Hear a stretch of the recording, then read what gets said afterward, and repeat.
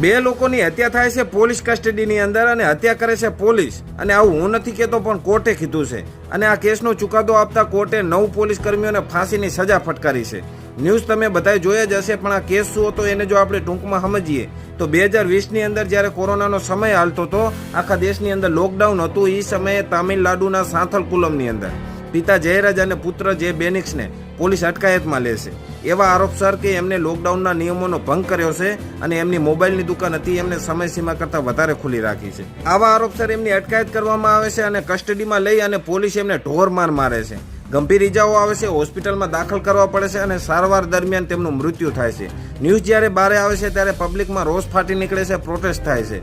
Court આને ગંભીરતાથી લેશે અને સરકાર પણ આને ગંભીરતાથી લેશે અને આની તપાસ સીબીઆઈને સોંપવામાં આવે છે. અને સીબીઆઈ જ્યારે તપાસ કરે છે ત્યારે એવી થિયોરી બહાર આવે છે કે હકીકતમાં પિતા પુત્રએ કોઈ લોકડાઉનના નિયમોનો ભંગ કર્યો જ નહોતો, પણ મેટર એવી હતી કે સાંથલકુલમના જે પોલીસ કર્મીઓ છે એ ત્યાંના કોઈ લોકલ મજૂરને પ્રતાડિત કરી રહ્યા હોય છે અને એક જાગૃત નાગરિક તરીકે આ જે પિતા જયરાજ છે એ પોલીસને રોકે છે, એમનો વિરોધ કરે છે અને મજૂરોનું સમર્થન કરે છે. આ વાતથી આ પોલીસ કર્મીઓનો ઈગો હર્ટ થઈ જાય છે અને એ એમનો પોલીસનો પાવર દેખાડવા માટે આમને ખોટા આરોપમાં એમની અટકાયત કરે છે, થાણામાં લઈ જઈને ઢોર મારે છે, જેમાં તેમનું મૃત્યુ થાય છે. સીબીઆઈ આની તપાસ કરી અને કોર્ટમાં ચાર્જશીટ રજૂ કરે છે, કેસ હાલે છે, પુરાવા રજૂ કરવામાં આવે છે અને મદુરાઈની કોર્ટ જેના જજ હોય છે જી મિથુ કુમાર, એ આનો નિર્ણય આપતા પીઆઈ, પીએસઆઈ અને કોન્સ્ટેબલ સહિત 9 પોલીસ કર્મીઓને ફાંસીની સજા ફટકારે છે અને જે પીડિત પરિવાર છે એને 1 કરોડ ને 40 લાખ રૂપિયાની સહાય આપવાનું કહે છે.